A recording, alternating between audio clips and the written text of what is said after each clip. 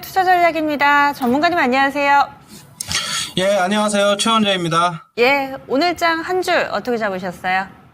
네, 2,700포인트 경계감에 매도가 상당했습니다. 그러면서 하락으로 마감했다 이렇게 보고 있습니다. 조정세 좀 더 이어질까요? 저는 원래 주초에는 저번 주말에 좀 강세였기 때문에 어느 정도 좀 연속성이 있지 않을까 봤는데, 그러면은 이제 주초에 조정이 조금 있다?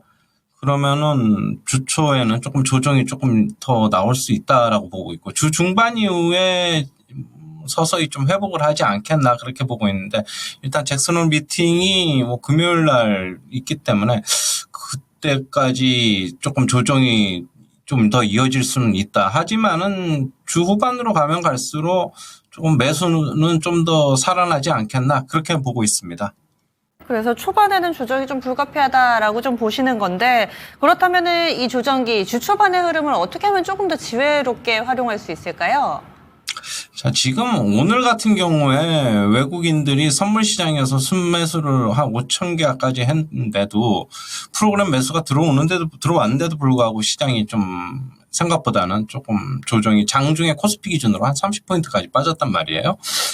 그렇게 본다면은 좀 매도가 지금 시장에서 그런 매수 예전에 지금 이렇게 가파른 상승으로 인해서 차익 실현 매물을 받아주기에는 아직까지 조금 매수가 좀 약하지 않나라고 보고 있고, 역시 가파른 상승으로 인해서 조금 저는 관망을 좀 해야 되지 않나라고 보고 있고요. 주중반 정도까지는 좀 관망이 필요하다 그렇게 보고 있습니다.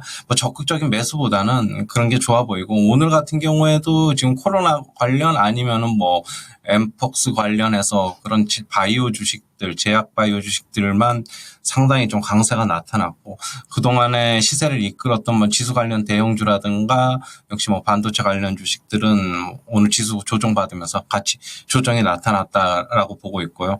역시 주요 이벤트 잭슨홀 미팅이 있기 때문에 당분간은 좀 소강 상태가 되지 않나라고 보고 있고, 적극적인 매매보다는 좀 한 발짝 뒤로 물러서 가지고 관망을 하고, 좀 올라오는 것들은 저는 적극적으로 좀 팔자 계속 그런 입장입니다. 저는 지금 현재 상태에서 크게는 안 빠진다라고 당분간은 좀 보고는 있지만은, 역시 한번 그래도 어느 정도 차익 실현을 해놓고 다시 접근하는 게 좀 심리적으로 조금 더 낫지 않나 그렇게는 보고 있어요. 네, 최근 주도주랄 게 없습니다. 다 같이 좀 조정을 받았다가 올라갈 때도 좀 돌아가면서 순환매 양상인데요. 눈여겨보고 계시는 섹터라든지 종목군이 있으세요? 지금은 없어요. 지금 얼마 전까지만 해도 지수 관련 반도체가 이제 지수가 상승하면은 그쪽이 이끌을 것이라고 제가 이제 말씀드렸고, 그런데 지금은 어차피 지금 차트가, 그러니까 코스피 코스닥 지수 올라오는 거랑 거의 똑같거든요. 모든 업종 종목들이 몇몇 이제 바이오 관련 종목들만 빼고는. 그렇다고 본다면은 지금 특별히 그런 쪽에서 매매하지 않으면은 매매할 게 없다. 저는 그렇게 보고 있습니다. 네, 그런데 그동안에 또 상승을 이끌어줬던 IT라든지 그리고 자동차도 상당히 괜찮은데 이쪽은 또 원달러 환율 움직임에 민감할 수밖에 없잖아요. 오늘 환율이 급하게 하락을 했고 또 일본에서 엔화도 비슷한 양상이어가지고, 그렇다면은 이제 수출주는 좀 멀리해야 되는 건가? 그리고 수출주 그동안에 실적이 좋았던 것 원인 가운데 하나로 또 원달러 환율의 상승, 수혜를 빼놓을 수가 없을 텐데, 이 부분을 제외하고 보면은 예전과는 이제 수출주를 바라보는 시각이 좀 달라져 야 되나 이런 생각이 들더라고요.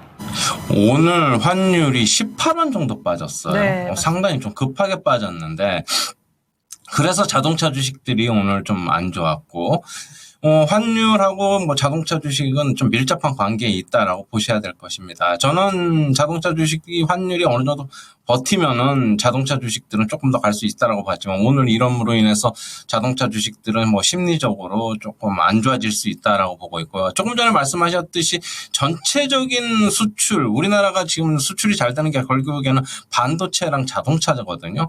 그러면데 이제 반도체 같은 경우에는 환율의 영향도 있지만은 결국에는 HBM, AI 수요란 말입니다. 그러면은 그쪽하고 반도체하고는 연관성을 찾을 수는 있지만은 결국엔 미국 시장에서 어떻게 반도체 관련 주식들이 움직이느냐에 따라서 우리나라 반도체 주식들은 같이 움직일 거라고 보고 있고요. 환율은 뭐 자동차 주식 이외에 그동안에 고환율 수혜를 입었던 거는 뭐 조금 타격이 좀 불가피하지 않느냐, 좀 그렇게는 보고 있습니다. 네, 그래서 그렇다면은 앞으로도 그러면 수출주들 IT나 자동차에 대해서는 좀 보수적인 시각으로 투자 전략을 세워야 될까요?